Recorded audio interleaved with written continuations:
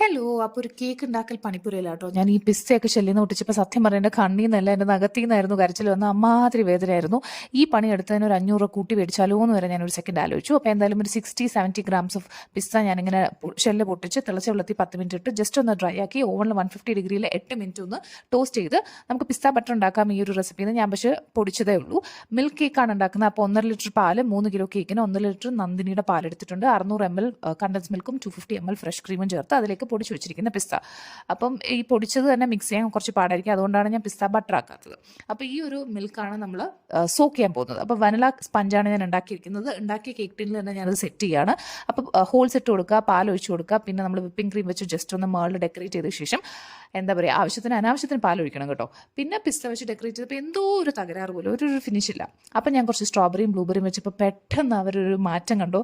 എന്ത് ഭംഗിയുണ്ട്, നല്ല രസമുണ്ട് കാണാൻ. എനിക്ക് തന്നെ ഭയങ്കര ഇഷ്ടപ്പെട്ടു. അപ്പോൾ നമുക്ക് വേറെ വീഡിയോയിൽ കാണാം. ബൈ.